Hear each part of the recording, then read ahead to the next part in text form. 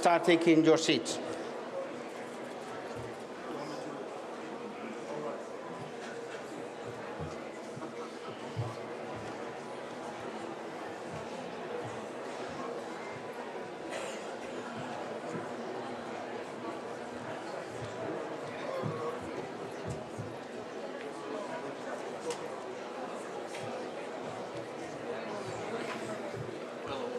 Good morning. Thank you for taking your seats. Welcome to everybody.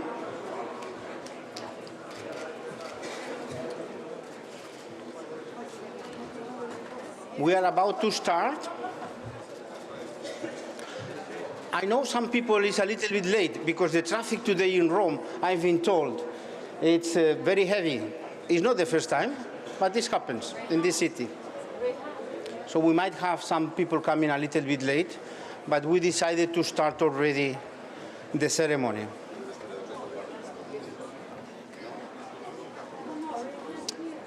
Okay, thank you. Let's start.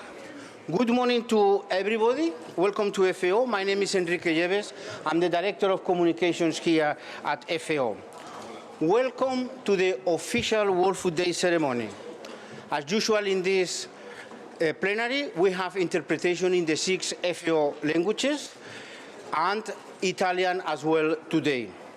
The event is being webcast live on the FAO website, and you can follow us through social media as well. We have the hashtags in the different languages in the screens so that you can already post whoever is using the social media. This is now something very common. I'm going to give a few seconds to wait the people at the back to be seated. Thank you. Let's start. This is a very special day, World Food Day. 73 years ago, FAO was founded in Canada, and to mark this occasion, events are taking place in more than 150 countries around the world. Let me give you some examples of countries who are lending their support in the screen. In Mexico, for instance, the promotional video is being aired across TV channels, city subways and trains in more than 400 cinemas. Panama Airport is hosting a World Food Day exhibit.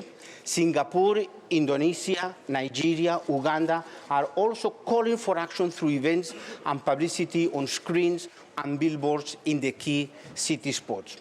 Together with media houses around the world, CNN and Cartoon Network are spreading the call in the MENA region. And here in Europe, countries such as the Netherlands, Spain, Germany, Portugal, and Italy are promoting World Food Day across public transportation and high visibility locations.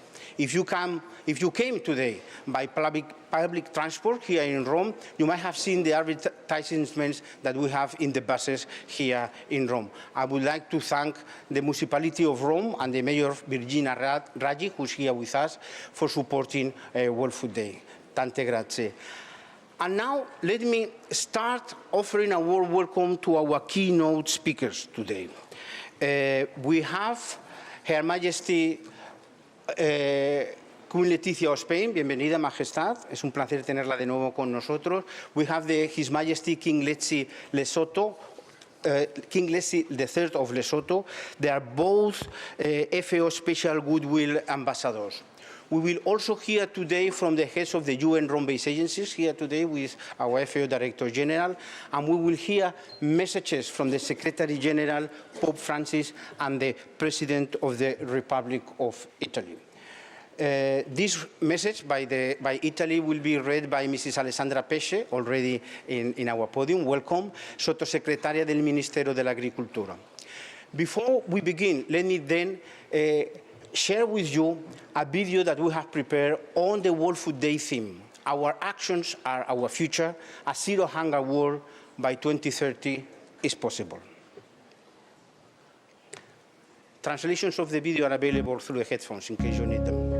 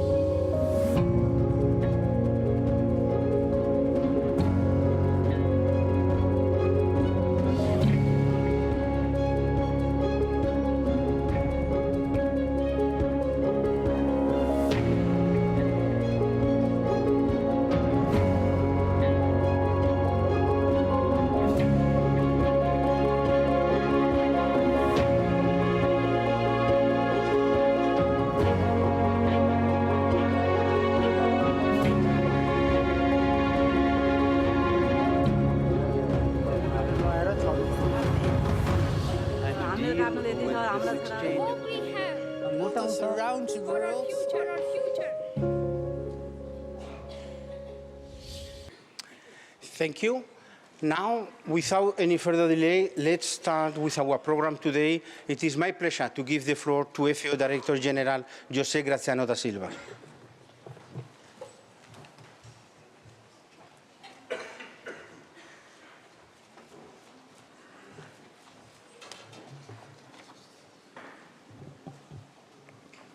Su Majestad Dona Leticia, Reina de España, His Majesty King Leslie III of Lesotho, Ms. Alessandra Pesce, Under-Secretary of State, Minister of Agriculture, Food and Forestry Policies of Italy, Mr. Gilberto Hangbo, President of IFAD, Mr. David Beasley, Executive Director of WFP, Ms. Virginia Hagi, Mayor of Rome, Honorable Ministers, Vice Ministers, high-level representatives from international organizations and regional organizations, ambassadors, excellencies, ladies and gentlemen. It's an honor for me to welcome all of you, and in particularly our two special guests for the celebration of the World Food Day 2018. Queen Letizia of Spain, very welcome, and King Leslie from Lesotho, very welcome. Well, FAO brings together our two goodwill ambassadors for nutrition to send a clear message today. Hunger is certainly the worst manifestation of malnutrition that a human being can face. But the Sustainable Development Goal number 2 is not limited to the battle against hunger. It addresses all forms of malnutrition and also agriculture sustainable development. This is what we call the zero hunger concept. Zero hunger is not just about feeding people, but nourishing people, what's quite different. It aims to provide everyone with the necessary nutrients for a healthy life. And for that, we need to improve, at the same time, the production and the consumption of healthy food in a sustainable way. The last FAO numbers show clearly that hunger is not the only big problem that is treating healthy lives nowadays. Anemia and obesity, for instance, are also a very serious challenge. In 2017, 1 in 3 women in reproductive age was anemic. 22% of all children under 5 years old, equivalent of 151 million children, were stunted. An additional 50 million children were affected by wasting, putting them at a higher risk of mortality. At the same time, overweight affected 38 million children under the 5 years of age. More than 2 billion adult people are overweight. Out of them, 672 million are considered obese. Can you believe that? At the majority of these obese people, about 6% are women. Obesity is affecting all countries, both developed and developing countries. We are, in fact, witnessing the globalization of obesity. 8 of the 20 countries with the fastest rising rates of adult obesity are in Africa. If we don't find concrete ways to stop this, the number of obese will soon be as high as the number of malnourished people in the world. And this global pandemic of obesity is happening at a huge socioeconomic cost. The global economic impact of obesity is about $2 trillion per year, or near 3% of the global GDP. This is equivalent to the impact of smoking or the impact of armed conflicts. Let me repeat. The most costly man-made problems nowadays in the world are armed conflicts, smoking, and obesity at the same level. Excellencies, the main reason for the increase of obesity rates is that the current food systems are not delivering healthy diets. It is growing very fast, the consumption of industrialized and processed foods that are very high intensive in trans fats, sugar, salt, and chemical additives. This kind of food can be cheaper, but they are not nutritious. They are easy to prepare, but they don't have the quality of fresh food.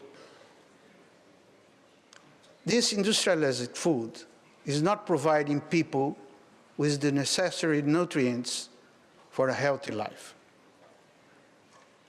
A large proportion of the world population today is affected by micronutrient deficiencies that we defined as the hidden hunger. We need to put in place food systems that provide healthy food and nutritious foods that can be accessible and affordable for everyone. Obesity, for instance, must be considered a public issue, not an individual problem. We cannot blame the mother or their family if a child is obese. Over the last years, FAO has been strengthening its focus on nutrition and healthy diets. In 2014, we organized with WHO, the World Health Organization, the second international conference on nutrition here in Rome. FAO and WHO are now leading the implementation of the Decade of Action on Nutrition, 2016-2025. We are supporting several countries to address the multiple burdens of malnutrition from different perspectives and actions.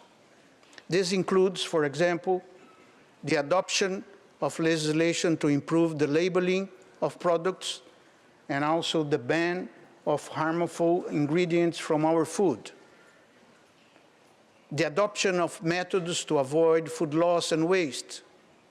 The introduction of nutrition in the school curriculum, and also stimulates the consumption of fresh food produced locally from family farming. We believe that those actions can help us to stop obesity growing. Today, to celebrate World Food Day 2018, we want to hear from you and our special guests, especially, and panelists, on how to build upon our knowledge and commitment and move forward from promoting healthy diets. Excellencies, as you all know, hunger and malnutrition have increased the last 3 years. And people frequently ask me if I really believe that it's possible to eradicate hunger by 2030. My answer is always yes, I do believe. And it's not because I am the DG in FAO that I need to say that and repeat that. It's because my home country, Brazil, has proved that it's possible to eliminate hunger in less than 10 years. We moved from almost 11% of the population in 2001 to about 2% in 2010. It was possible due to strong political commitment of former President Lula and the implementation of a permanent food security policy translated into the successful program Zero Hunger, Fome Zero. We also have examples in other countries, like Peru and China, that reduce hunger significantly in a short period of time in recent years. So what we need is a stronger political will and more financial support. We know what needs to be done. We know what to do. We know that we need to act now. Achieving zero hunger by 2030 is still possible if we all get together. I thank you for your presence and for your attention.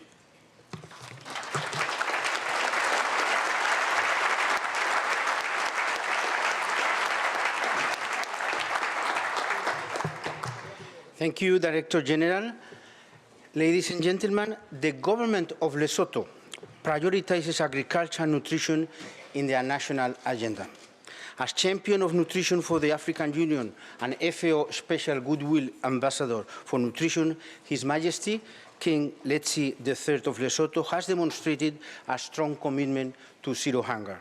I'm honored to give the floor to His Majesty. Sir.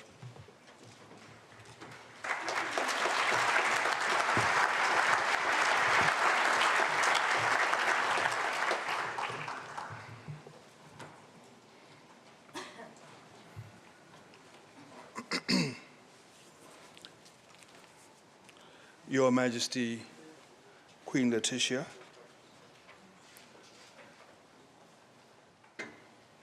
Your Excellencies, Ministers here present, Director General of the FAO, Mr. Da Silva, Executive Director of the WFP, President of IFAD, Your Excellencies, heads of diplomatic mission and international organizations, and heads of other United Nations agencies, members of the media, distinguished ladies and gentlemen. It is a great honor to be back in Rome and be part of this momentous celebration of the World Food Day at the gracious invitation of the Director General of the Food and Agricultural Organization, Mr. Jose Graziano da Silva. The fact that this year's celebration coincides with the 73rd anniversary of the Food and Agriculture Organization of the United Nations should provide another valuable opportunity and platform for all the nations of the world to recommit themselves to increase their collective efforts towards tackling the problems of food insecurity and malnutrition in all its forms. This year's celebration takes place at a time when malnutrition indicators of stunting, wasting, and micronutrient deficiencies are still reported to be high. This disturbing state of affairs is more prevalent among the developing nations and continues to call for our undivided attention and will still require us to redouble our efforts and increase our cooperation in this titanic struggle to achieve a zero hunger world by 2030. Distinguished ladies and gentlemen, since December 2016, when I accepted the invitation of the FAO to serve as its special ambassador on nutrition, I have visited a number of countries on the African continent on nutrition advocacy missions, where I have witnessed with much satisfaction the successful implementation of policies and programs aimed at reversing food insecurity and malnutrition. I was also greatly encouraged to see that the FAO and other UN agencies have forged strong and constructive partnerships with governments and various civil society organizations to promote and implement nutrition-sensitive agriculture in many of those countries across the continent. However, I do feel obliged to note, or even sound a word of warning, that while our attention has remained focused on addressing malnutrition and its related symptoms of stunting, wasting, and micronutrient deficiency, a new situation is now developing, with obesity emerging as a new footprint in the nutrition landscape. It is reported that between 2012 and 2016, the number of adults above 18 years of age who were obese increased from 59 million to 73.5 million in sub-Saharan African countries. As we know, obesity carries with it a high risk factor for many types of non-communicable diseases, such as diabetes, heart disease, and stroke. In addition, a recent analysis that included several African countries showed that the direct healthcare cost of diabetes, for example, was estimated as between 3.5 and 4.5 billion US dollars per annum. It is clear, therefore, that the economic burden from NCDs has huge consequences for national budgets in Africa. These alarming facts underscore the necessity for all of us to take urgent action to reverse this dire situation. Rapid urbanization, accompanied by a dietary transition from slow home-cooked meals to fast foods that are energy-dense and nutrient-poor, is reported to be driving this obesity problem.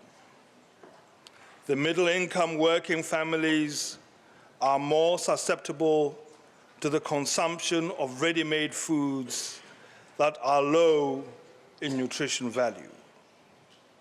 The rural diets are also gradually shifting away from traditional healthy and organic foods to those that are more common in the urban centers. This alarming acceleration of obesity clearly shows that a whole-of-society effort is required to overcome the problem. In a similar manner, as was done with the public health challenges of HIV, AIDS, and malaria.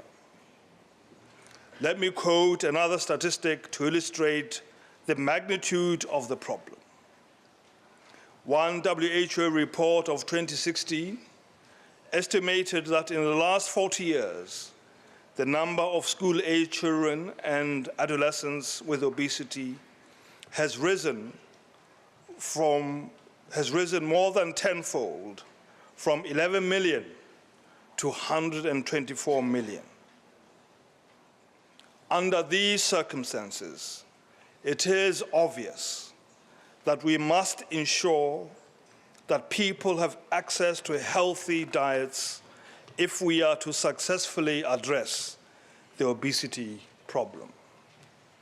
Your Majesty, Honorable Ministers, Excellencies, distinguished ladies and gentlemen, urgent and renewed policy commitments are needed to change the food environment in order to deliver healthy diets. Labeling of our foods should be elaborate and coherent. Trading policies should be robust, and marketing practices should be regulated towards promoting food safety. Obesity should be targeted by policies designed to achieve obesity reduction. Education on nutritious foods and good eating habits should be encouraged, especially among children. Failure to take action now to reverse this plague will see a continued pattern in premature deaths and morbidity patterns associated with obesity. We need to ensure that we leave no one behind and take a concerted effort to address obesity and reverse the harm that it poses to our society, in particular to our future generations. If no urgent action is taken, the achievement of the goals and targets we have set ourselves at regional and international levels under the Malabo Declaration and Agenda 2063 and the Sustainable Development Goals will remain elusive. As the FAO Special Ambassador on Nutrition, I know that I could not make my call to action on a more opportune day and at a more appropriate place than today during the celebration of the World Food Day and here at the headquarters of the FAO. Let us continue to fight with vigor and urgency malnutrition in all its forms, because we know that stunting, wasting, and micronutrient deficiencies have had a negative impact on the social and economic development of our countries. I would still like to urge all governments and policymakers to make strong interventions that will facilitate sustained allocations of financial resources so that we can realize meaningful and irreversible gains in this war against malnutrition. Similarly, I'm asking for immediate and urgent action against obesity, because failure to do so will be detrimental to the development of humankind. Our interventions should be comprehensive and inclusive, bringing in the public sector, the private sector, civil society, and all the relevant development partners. I believe that it is only through a comprehensive and collaborative approach involving all stakeholders and one that prioritizes the interests of the whole of society, that we can emerge victorious in this struggle to end obesity and malnutrition in general. Your Majesty, Excellencies, ladies and gentlemen, in concluding my remarks, allow me to register my profound gratitude for the opportunity I have been afforded to address this distinguished gathering on the critical subject of malnutrition, and in particular to highlight the challenges that are brought about by obesity.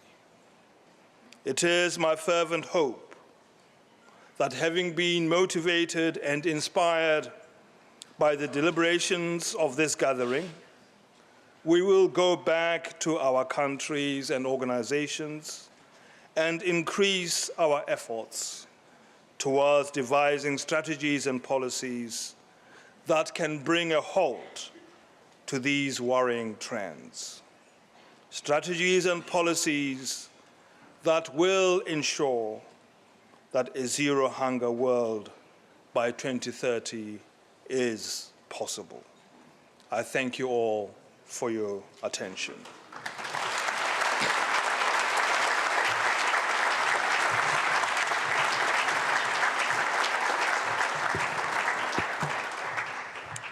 Thank you, His Majesty.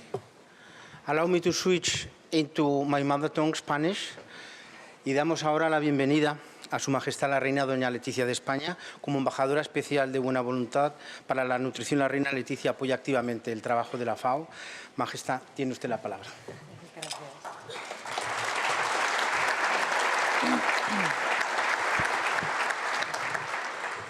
Majesty, Excellencies, Ministers, authorities, ladies and gentlemen, good morning and thank you very much, dear Graziano, our Director General, for your invitation to take part in the World Food Day ceremony. And thank you to all of you for your presence here today. As FAO Special Ambassador for Nutrition, I would like to share just 3 short messages with you. Primero, es evidente que la alimentación es un desafío de salud global, según todos los indicadores que manejan las agencias de Naciones Unidas involucradas, la FAO y la OMS. Tomar medidas aisladas no es suficiente. En palabras del director general, hay que actuar sobre el sistema alimentario. Es una tarea titánica, sí, que compete a todos y que alcanza a todos los niveles y ámbitos de la comunidad humana que formamos. No es cuestión ya de países desarrollados o de países en desarrollo. Debe ser un compromiso de todos. Segundo, ¿conocen estas cifras de memoria? 821 millones de hambrientos y 2.600 millones de personas con sobrepeso o con obesidad. Y en medio de estos números abrumadores, otra realidad, ha hecho referencia a ella, Graziano, el hambre oculta, la carencia de micronutrientes que supone a la larga la perpetuación de la enfermedad nutricional que afecta, como saben, además a la salud general de la persona. En lo que se refiere a la ayuda humanitaria alimenticia, déjeme detenerme un momento y con el objetivo del hambre cero. Se hacen muchos esfuerzos que, desde luego, salvan vidas, pero se deben hacer más para que esa ayuda, que mitiga momentáneamente el hambre e, insisto, salva vidas, sea de verdad eficaz. Esta ayuda humanitaria, como saben, se basa en almidones, en azúcares simples y en escasos nutrientes. Pero nutrir es algo más que alimentar. Las calorías no deben estar vacías de nutrientes.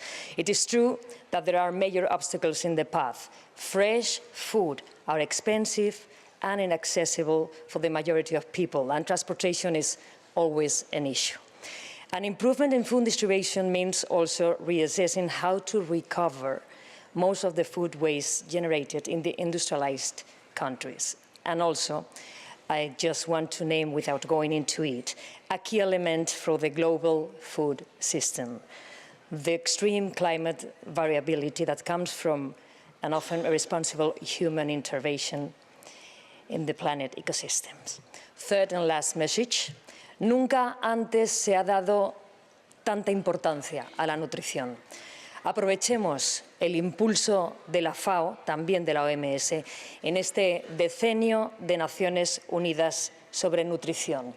Consigamos que el sector privado se comprometa más, que la educación integral para la salud forme parte de los currículos en las escuelas desde los 3 hasta los 17 años. Consigamos que el consumidor refuerce su papel, que de verdad aprenda, que sepa lo que compra y que sepa lo que ingiere. The United Nations predictions about our health are indeed worrying. Every action counts. Every intervention is important. As teachers show children how to respect the environment, or a mother makes an effort to provide her family with fresh and nutritious food, we have the opportunity to improve the lives of millions of people. Thank you very much.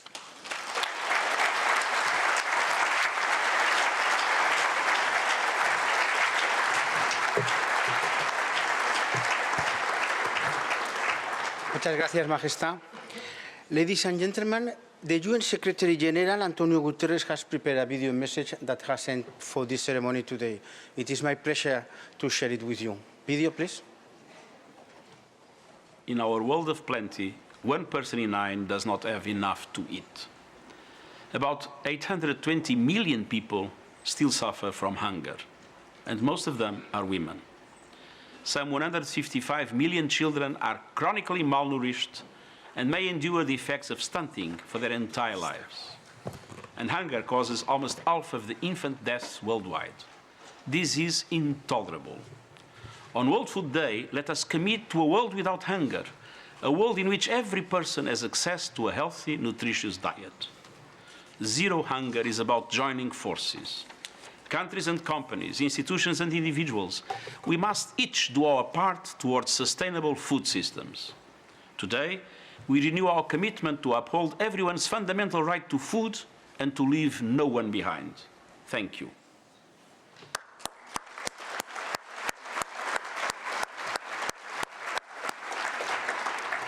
Last year, we had the honor to welcome His Holiness Pope Francis to FAO headquarters from World Food Day ceremony. This year, he has also sent us a message, and it is my pleasure to welcome Monsignor Fernando Chica Arellana to read the message. Monsignor, tiene la palabra.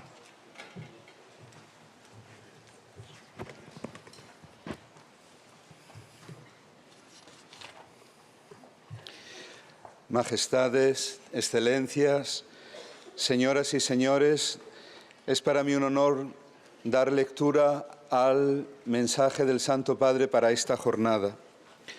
Al muy ilustre señor profesor José Graciano da Silva, director general de la FAO. La celebración anual de la Jornada Mundial de la Alimentación pone en primera línea de la actualidad internacional las necesidades, ansias y esperanzas de millones de personas que carecen del pan cotidiano. Cada vez son más quienes, por desgracia, forman parte de ese número ingente de seres humanos que no tienen nada o casi nada que llevarse a la boca. Debería de ser al contrario y, sin embargo, las recientes estadísticas son una lacerante evidencia que muestra cómo la solidaridad internacional parece enfriarse.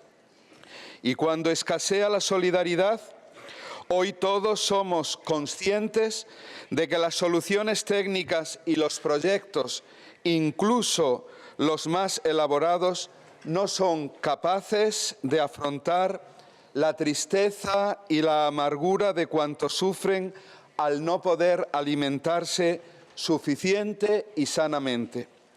El tema que nos ocupa este año, Nuestras acciones son nuestro futuro, un mundo hambre cero para el 2030 es posible, viene a ser una acuciante llamada a la responsabilidad de todos los actores que están de acuerdo con los objetivos de la Agenda 2030 para el desarrollo sostenible.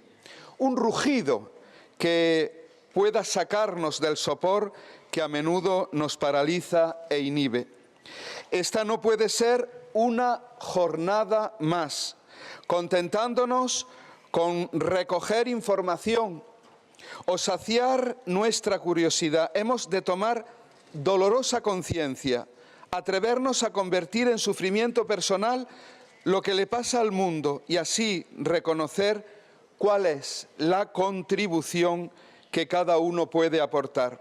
Por consiguiente, todos estamos invitados, pero en especial la FAO, sus Estados miembros, los organismos e instituciones nacionales e internacionales, la sociedad civil y cuantas personas haya de buena voluntad, a redoblar nuestro ardor para que a nadie falte el alimento necesario, ni en cantidad ni en calidad.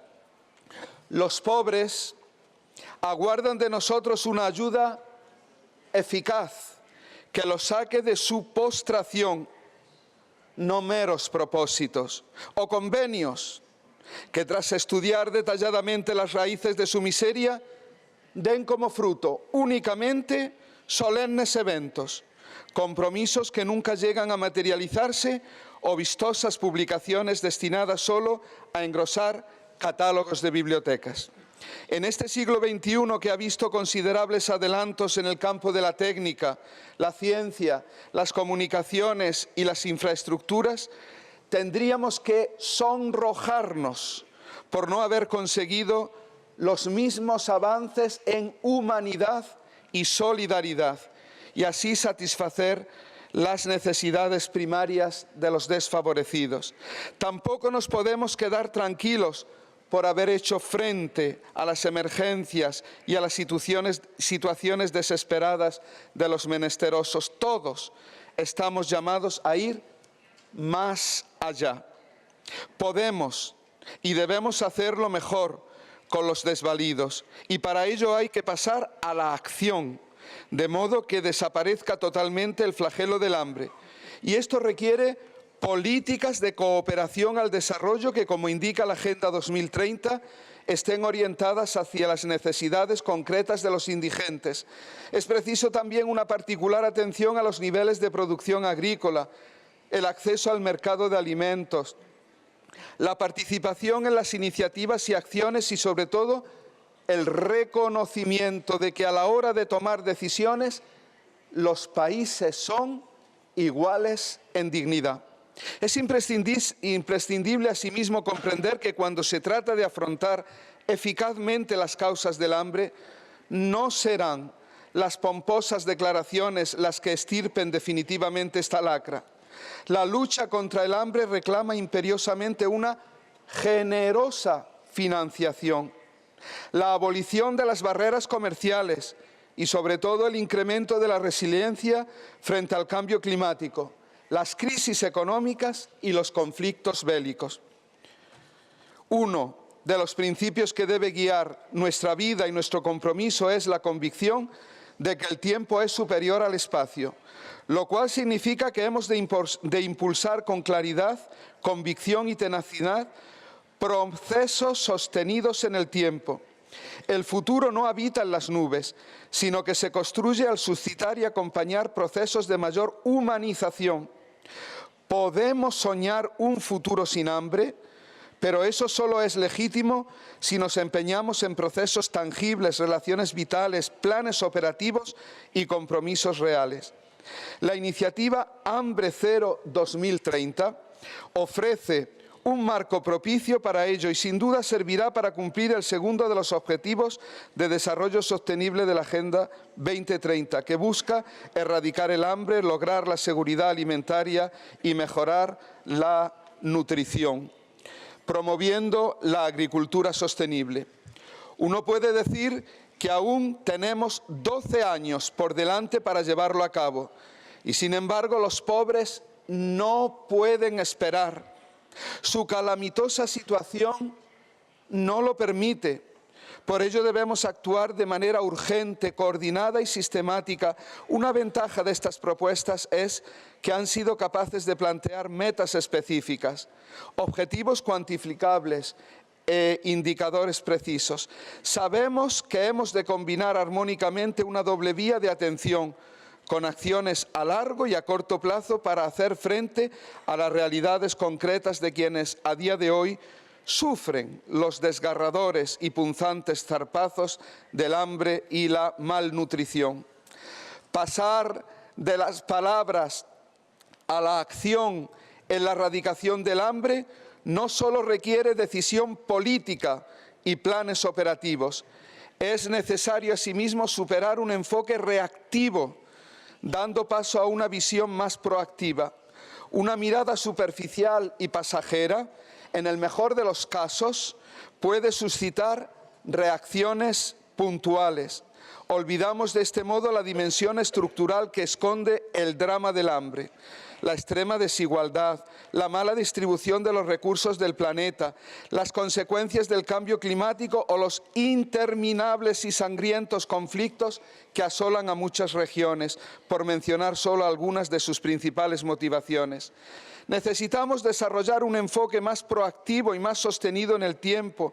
Necesitamos el aumento de los fondos destinados al fomento de la paz y el desarrollo de los pueblos. Necesitamos acallar las armas y su pernicioso comercio para escuchar la voz de los que lloran desesperados al sentirse abandonados en las orillas de la vida y el progreso. Si de verdad queremos que la población mundial adopte esta perspectiva, resulta imprescindible que la sociedad civil organizada, los medios de comunicación y las instituciones educativas unan sus fuerzas en la dirección correcta. De aquí al 2030 tenemos una docena de años para desplegar una acción vigorosa y consistente, no para dejarnos llevar a borbotones por los titulares intermitentes y pasajeros, sino para plantarle cara al hambre sin tregua de la mano de la solidaridad, la justicia y la coherencia. Debemos luchar contra el hambre y las causas que las provocan.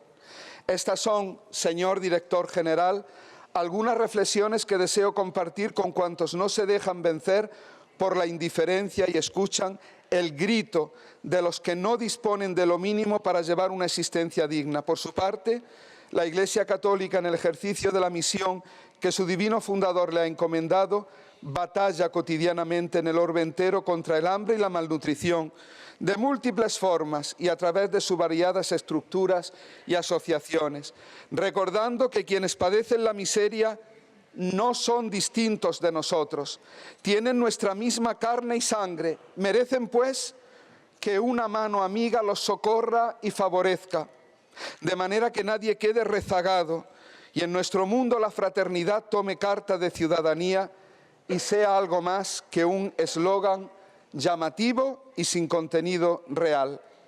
Pido al Todopoderoso que esta senda de abrir caminos a acciones concretas y eficaces en aras de un futuro de convivencia serena y constructiva se vea colmada de sus bendiciones, para beneficio nuestro y de las generaciones que nos siguen. Vaticano, 16 de octubre de 2018, Francisco, Papa.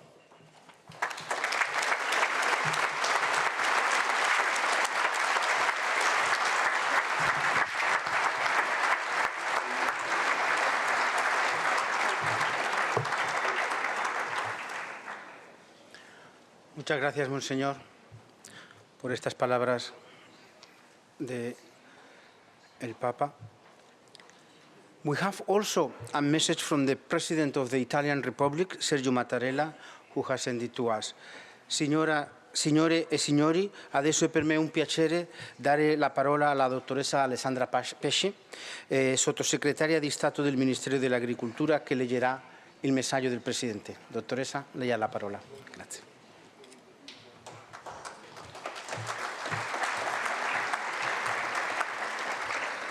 Signor Direttore Generale, Maestà, Signor Presidente dell'IFAD, Signor Direttore Esecutivo del World Food Programme, Eccellenze, signori e signori, in questa giornata così emblematica per una guerra senza tregua alla fame fino alla sua sconfitta finale entro il 2030 e nella mia qualità di membro del Governo della Repubblica Italiana, Paese orgogliosamente ospite della FAO e del Polo agroalimentare delle Nazioni Unite, è per me un piacere e un grande onore dare lettura della dichiarazione del nostro Presidente della Repubblica, Sergio Mattarella.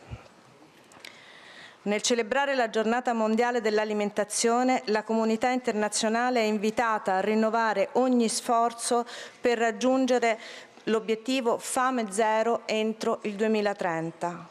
L'appuntamento odierno fotografa un momento critico per lo stato di nutrizione del pianeta.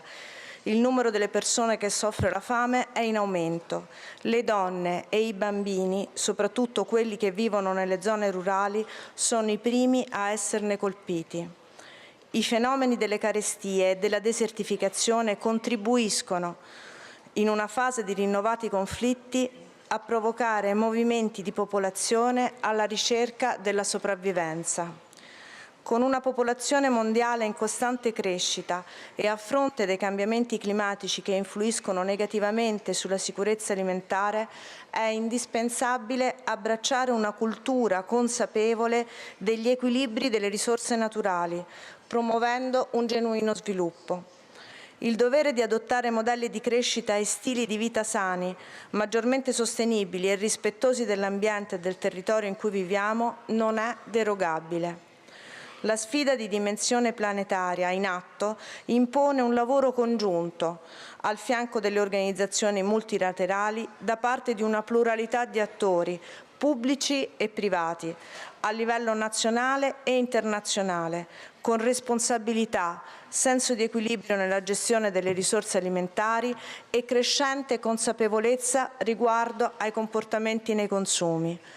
Il mio incoraggiamento in questa giornata speciale, che sollecita sin dal tema "Le nostre azioni sono il nostro futuro", un impegno, è indirizzato a coloro che lavorano per curare e proteggere il patrimonio naturale e al tempo stesso investono nella ricerca e nelle innovazioni con l'obiettivo di garantire a tutti adeguati livelli di sicurezza alimentare. Grazie.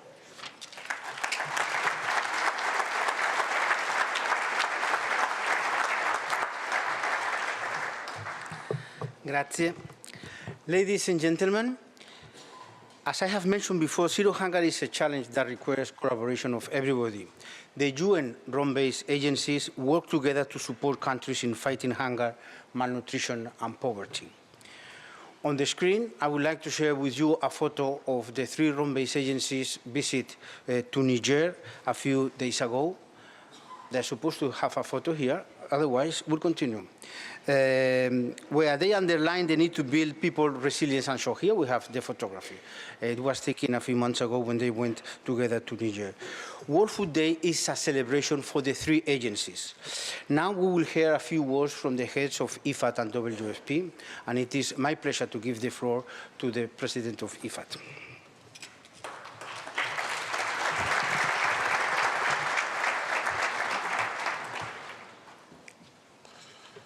Her Majesty Queen Letizia of Spain, His Majesty King Leslie III of Lesotho, Honorable Ministers, Honorable Mayor Raji from the City of Rome, distinguished ambassadors, ladies and gentlemen, dear colleagues from the UN system. I think we have heard from the distinguished speakers earlier about the troubling finding and the global situation, be it from our challenge in terms of zero hunger, including the obesity. Although food insecurity and malnutrition is in all its form, it's spread over all the region of the world, I would like for once to focus my remarks on Africa, where the prevalence of undernourishment is worse than anywhere else in the world, with 1 in 5 people undernourished, compared with just over 1 in 10 for the world as a whole. Let me also highlight some facts behind these statistics. The irrigation intensity in Africa is the lowest in the world, at around 5% of cultivated land. This compared with, let's say, 41% in Asia. On average, African farmers apply less than 13 kilos of fertilizer per hectare, compared with more than 100 kilos in South Asia. In sub-Saharan Africa, an estimated 20 to 40% of food is lost after harvest because it cannot be safely stored. We could feed an extra 48 million people just by stemming these losses. And those numbers are just for the wheat alone. Agriculture is also the backbone of many African economies, contributing sometimes up to 25% of their GDP. And this we know in comparison to 1 or 2% in OECD countries. Yet, today, we know also that Africa, the whole continent, imports $70 billion a year in food. And out of those 70 billion, 35 billion from sub-Saharan Africa. And it is estimated that will go to 110 billion by 2025. My point here is that for us to fight for zero hunger, for Africa agriculture to reach its potential, we need investment. Not just in higher productivity and profitability, but also investment in infrastructure, in research, and in policies, as Graziano has said before, focusing on the different steps of the value chains, particularly focusing as well on women and the youth. Shall I remember or recall that in sub-Saharan Africa, 50% of the labor force are women. Unfortunately, we also know that they face a gender-based discrimination. In every region in the world, women are more likely to be food insecure than we, the men. They have fewer rights to the land, the farm, and less access to the financing and the input they need to farm more successfully. In Africa, over 60% of the population is currently under age 25. Every year, 10 to 12 million, according to ILO statistics, 10 to 12 million young Africans enter the job market. The majority of them are still in rural areas. And we know that many of these young people, they live and work in rural towns. Even under the most optimistic scenario, it will be difficult for urban economies to absorb all these young people into waged employment. Youth are more likely to be unemployed than older adults. And other factors remain equal. Young people are more likely to migrate. A 2016 report estimated that global demand for smallholder financing at about 200 billion. Yet, supply was estimated to be no more than 50 billion. Ladies and gentlemen, my point is the challenge for hunger requires more resources and innovative thinking. We all want to reverse the trend of rising hunger, but to do so, we need to do more in the field of and bring our action to greater scale. We need the political will. We need the commitment from a budgetary perspective. But most of all, my point today is to transform the critical challenge we have into opportunities. Opportunities in creating and financing small agribusiness for our youngsters, and we shall make it. Thank you.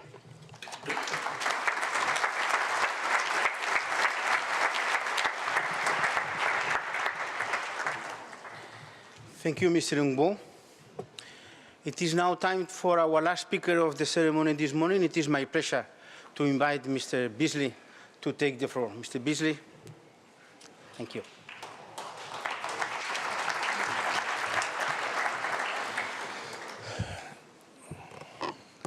Your Majesties, all of you in this room, all of these titles we have, all of the power that's in our hands, and yet we have children starving, dying all over the world. The good news is we've made great progress in the last 200 years. At a time period when the population was a little over 1 billion, 95% of the people in the world were in poverty. 85% of the people in the world were in extreme poverty, so great progress has been made. However, we know today that we seem to be going in the wrong direction. With all of our wealth and all of our expertise and all of our technology, shame on us that any child in the world should die, especially at a rate of every 5 to 10 seconds. And to see what's driving this wrong direction is man-made conflict based upon nothing but greed and selfishness and corruption. And we and every one of us in this room are to be held accountable for what we say and what we do to these leaders that must be held to a higher standard, because when we don't, children suffer. And when any child suffers, humanity suffers. It's heartbreaking when I look upon the world with $300 trillion of wealth. 100 trillion in the United States alone. The stock market alone has increased trillions of dollars, and all we're talking about is billions of dollars, so that every child can go to bed with a full stomach.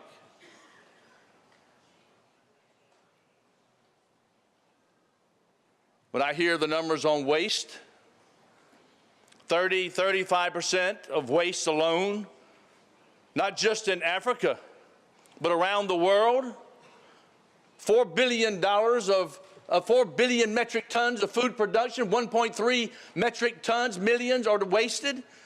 Yes, we know 1/3 of it's wasted in developing countries from the field to the market.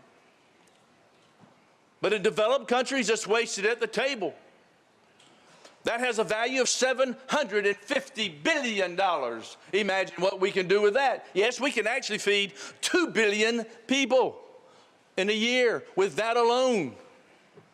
The cost of the impact of war just to the World Food Program is $1 billion in increased logistical costs. Imagine feeding a child per meal at 25 cents. That's 4 billion meals.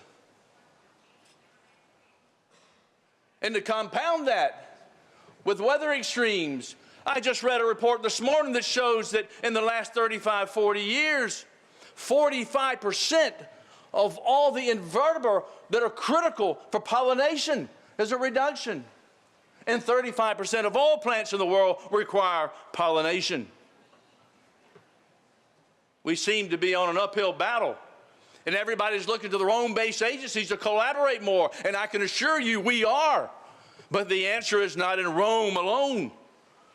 The answer is in your homes. The answer is in your nations. And the question I have to you, with your title, what's going to be your testimony?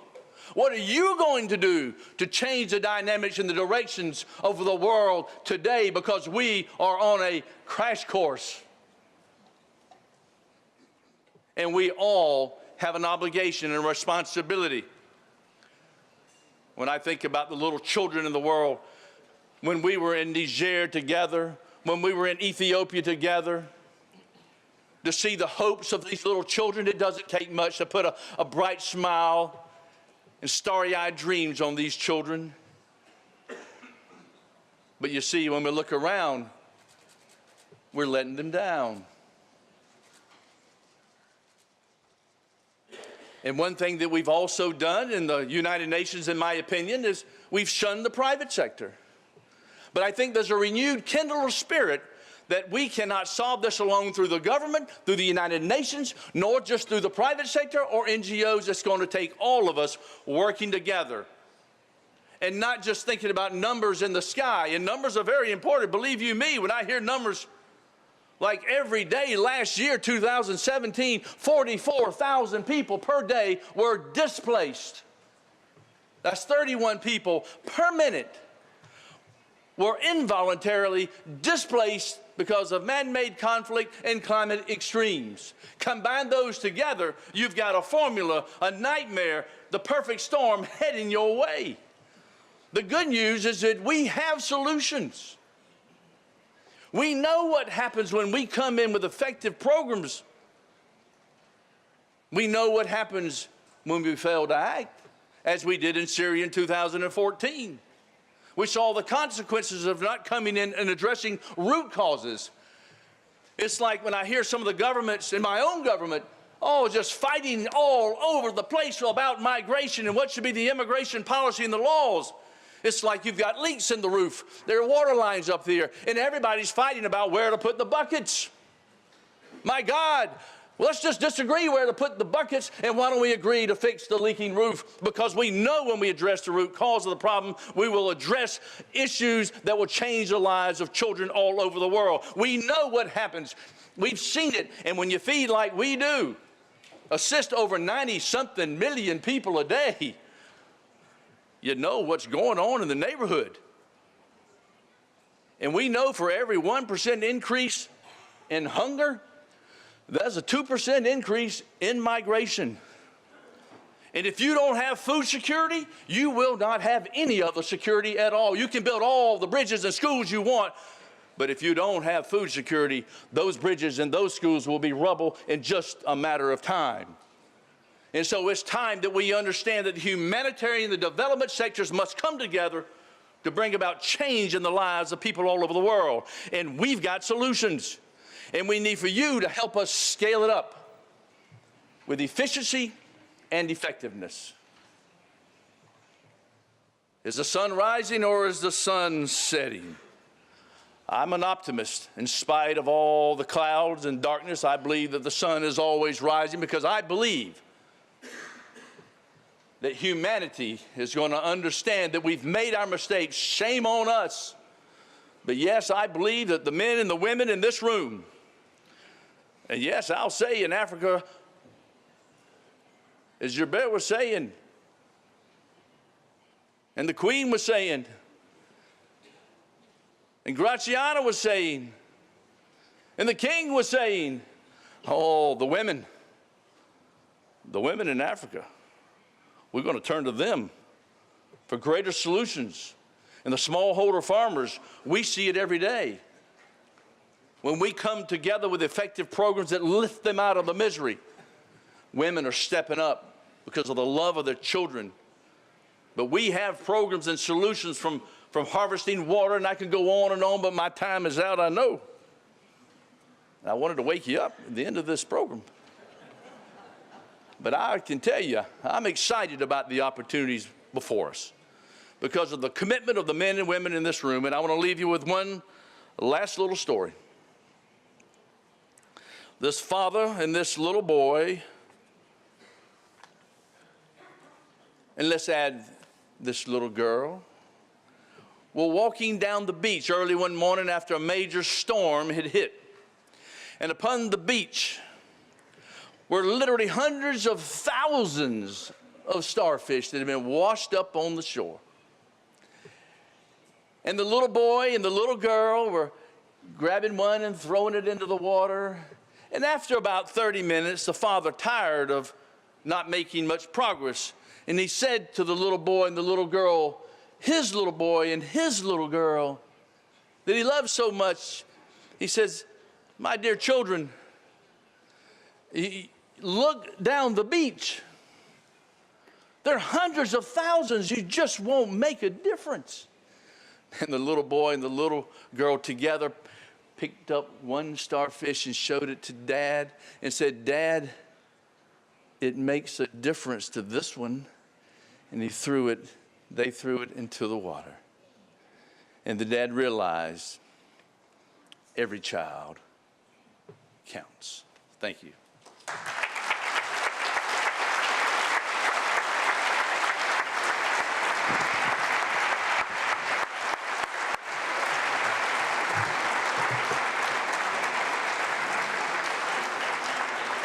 Thank you, Mr. Beasley. Always a pleasure here listening to you.